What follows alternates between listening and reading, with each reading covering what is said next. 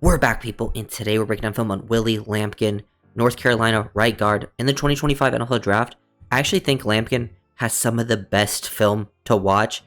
The main issue Lampkin has is he is unbelievably small, would be like the smallest offensive lineman ever, listed at about 5'10", 270. Played mostly guard for North Carolina. I think, teams might shift him to center at the next level. But to me, this is the type of guy I take a chance on that falls in the draft because of the things I've seen him do on film. Like, yeah, he might go a little bit later because of that size, but I believe in outliers. There's always exceptions to the rules. And I think Lampkin has a chance for that. And the reason I feel good about that is, one, usually with these smaller players at any position, one, they need to play bigger than their size. Lampkin does play bigger than his size. He's very tough. I think he's got solid play strength for his size.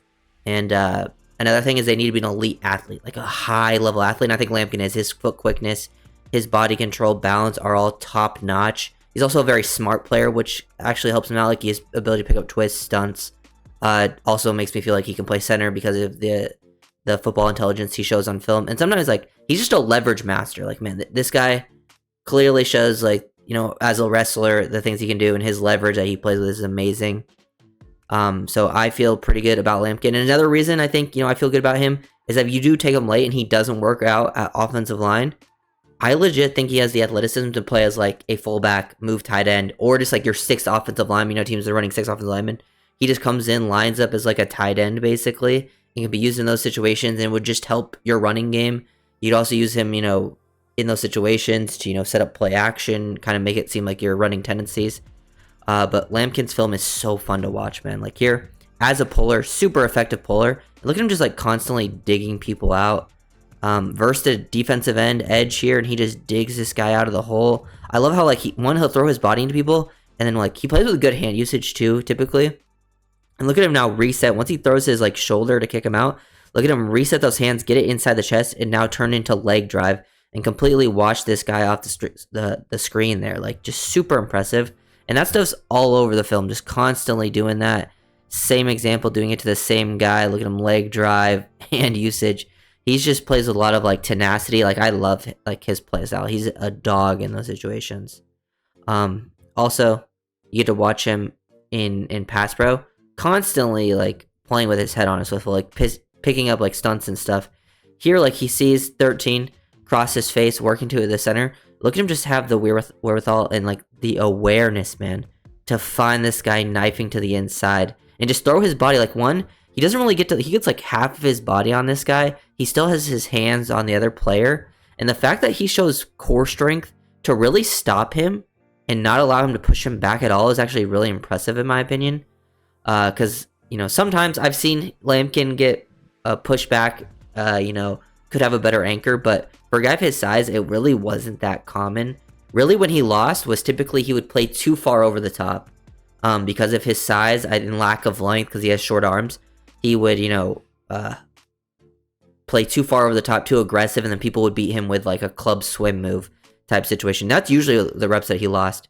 But his recovery ability is impressive. Here, fire off the ball, I think, definitely get him an outside zone scheme. So he fires off the ball laterally, super quick. This guy's trying to work back to that opposite gap. Look at him redirect himself, keep his hands on, allow 78 to get control, and then once he allows his right tackle to get control, to then climb up and still find a second level defender and get a cutoff on him. His athleticism, his ability to react and, play with some proactiveness as well is super impressive. Love the footwork and stuff. Here's a great example, him working this combo on 90. He tries to, he has that low leverage, tries to hit the low hip, but 90 kind of works himself back, so he kind of, can even lose a little bit of balance here, but helps 90 get out of the play, helps his center, and still has the balance, athleticism to go out, get out to the second level defender. This defender beats you to the outside, but he forced him super wide, and now you just finish that block, widen him. He can do a lot of good work climbing to the second level in those scenarios. Then you have examples like this, very impressive. Look at him. He's trying to split through this. Look at him. He's getting tripped up by the right tackle, has no room to work because he's trying to get to the next level, help the center get control. But the fact that he's able to stay on his feet, not only stay on his feet, so showing body control and balance in this situation, which very little linemen are going to stay on their feet here. The fact that he stays on his feet and then is still able to get up and get a body on and help, finish and block this guy is so impressive to me, and like really, really rare when it comes to like the athletic stuff, which I think can allow him to make up for the lack of size. Because you get him in the right scheme, I think he's going to be a solid player at the next level. Here, look at him just pick up this stunt so fast. One, aggressive with his hands. He loves the jump set, get into people quickly, pass it off, and his eyes already processing, finding that looper. Pretty much that the twist stunt games pretty much never worked against him. Here's an example of like where I say like it's an example of a negative and a positive play. Because one, this is where he loses. Where usually when the arm over club moves, sometimes he plays over the top and will miss, and he'll end up on the ground in those situations. I've seen that happen. Like, usually when he loses, it's just like that.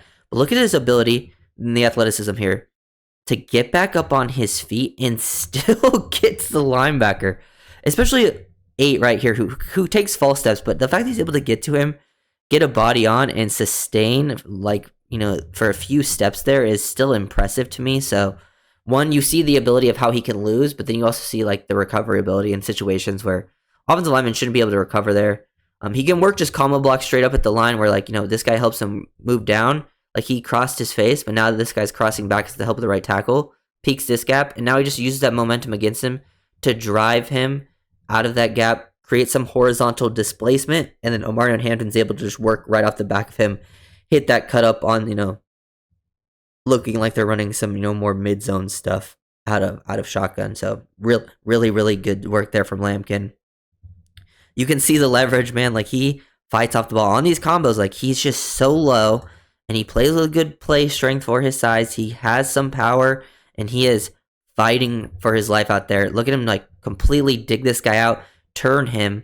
This guy's now completely like perpendicular to the line of scrimmage with his shoulders. And look at him just drive, finish, and then still look at him like awareness to just throw his body onto 8 too, get a hand on 8. So like if Omarion Hampton was able to hit through this hole because Lampkin does his job, you would be able to have a chance to make a play past it because Lampkin somehow getting hands on another guy in that situation, which is insane.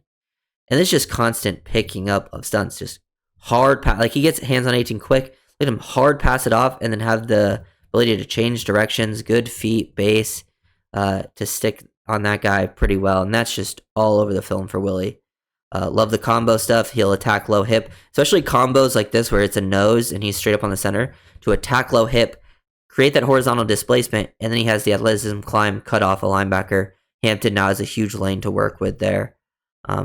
Recovery ability, like here, he kind of loses initially because his 3-tech crosses his face faster than expected, but he's able to show some good balance because he's leaning over the top here, has the balance, and then good job just keeping that inside hand and get into the armpit and just drive the guy down because you lose.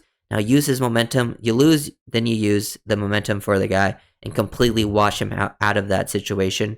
And then Hampton's able to hit a big gap. So just like good work there from Lampkin recovering. Another example of him just picking it up. These twists, pretty simple. Boom, hands, feet, all tied together. Good eyes as well. Processing at a very, very high rate. Really fun player to watch, man. And just straight up base blocking some D linemen too, who are much bigger than him.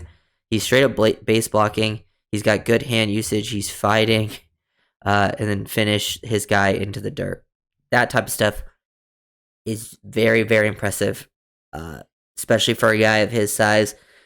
Film, I believe that there definitely outliers exist. There happen all the time. And for me, like, yes, I know will be analytics and people should follow those and things, tell you, they'll definitely tell you a story. But I think as a scout, your job should be to find the people that will be the exceptions, maybe because their physical profile isn't the best, and what is the reason for that. And I think the reason is like he plays bigger than his size, he has the physical toughness, I think, to hold up at the next level.